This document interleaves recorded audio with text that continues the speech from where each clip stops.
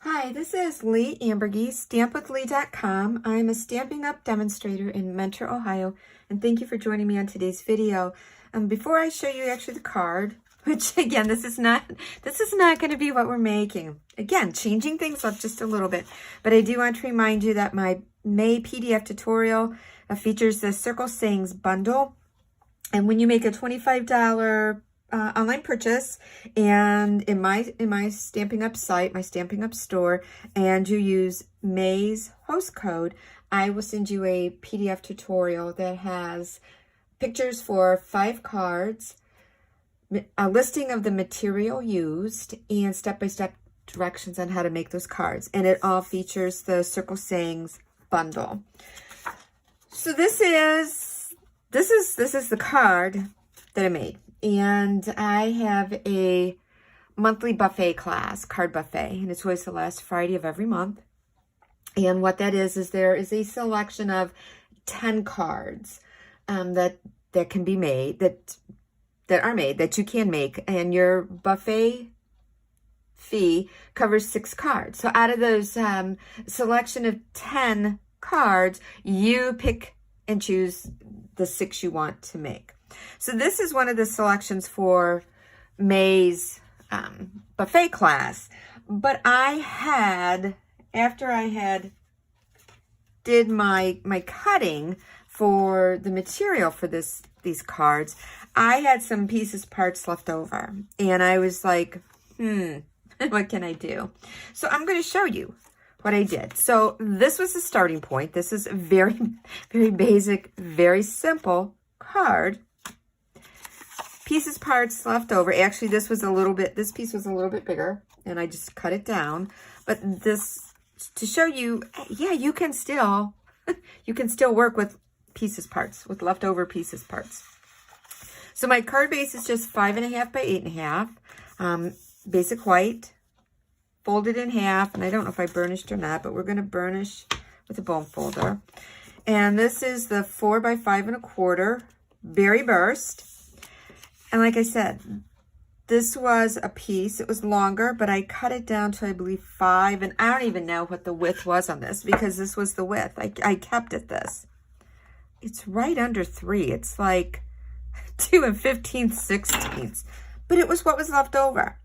And this paper, this designer series paper, is from the Masterfully Made. Oh gosh, I'll never be able to say that one. And again, I don't even know what this is. Again, this was just the piece left over.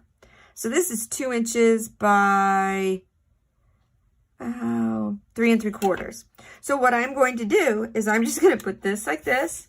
I had stamped 2 of these because I'm never sure when you color with markers. And this is going to be my card. But I do want to show you, if you're not familiar, like, how did you get all those different colors on that stamp? It is easy.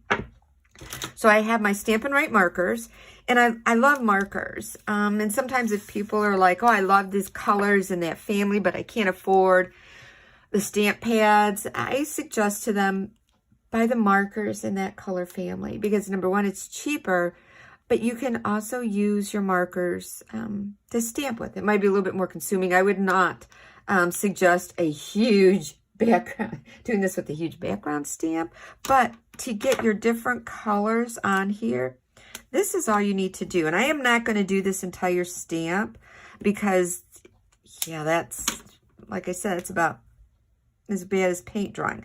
What I always do is I start with my lighter colors. Just in case I goober this on, I don't want to contaminate this and pick up darker color with it. So I know my Sunshine and my Brightens are the Daffodil Delight color. And you want to take your marker on its side and you're just going to color over the raised part on the stamp. You don't want to go straight down on it. You'll mess up your tip. And this is one of the things where you rotate your stamp. You move your stamp to how it's best going to serve you on getting in there to color. All right, so I've got the Sunshine and the Brightens. Okay, this is Azure Afternoon. The U and the Days are the Azure Afternoon. And yes, the darker the marker, the easier it is to see where your ink is versus like my Daffodil Delight.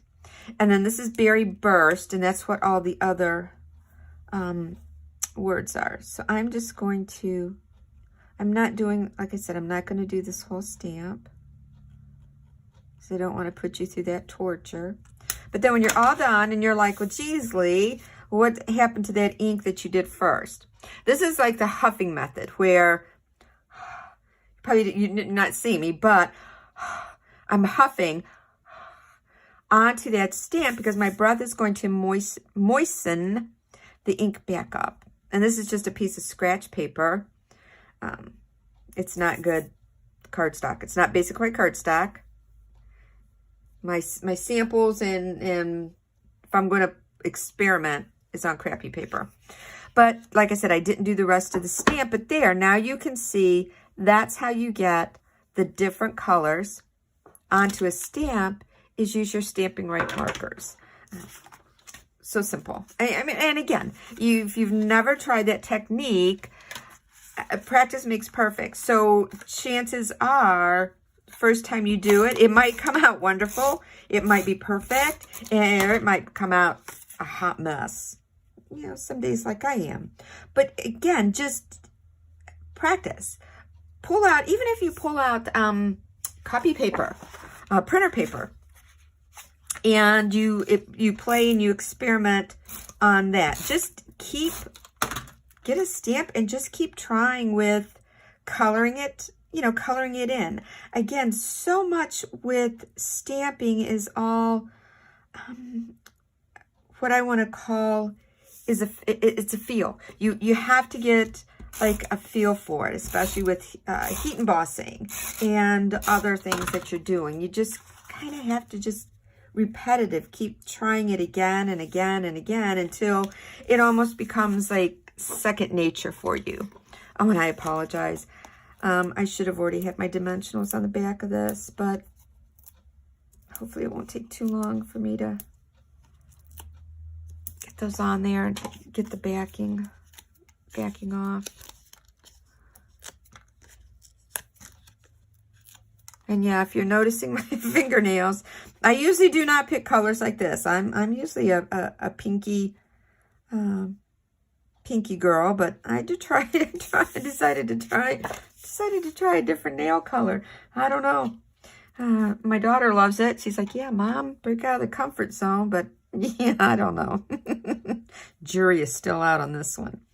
So let's add some. This is the Sequins Trio. These sequins come in, what is it? Pretty Peacock. This is Berry Burst and white. So I've used the Pretty Peacock and the Berry Burst. I haven't used the white yet. So, yeah. There we go. So that's it. So this was the card. This is the card that's going to be featured May buffet class. We call it buffet class. And then again, this was the pieces, parts, these two right here that I had left over. And I was like, oh, what can I make with that? And I'm just not thinking, this probably would have been pretty if I would have embossed. Used an embossing folder on this. But again, I didn't think of it. It was spur of the moment. It's like, what else can I do? And just, this is what you start with. You take what you have like left over or whatever, and then see what you can come up with.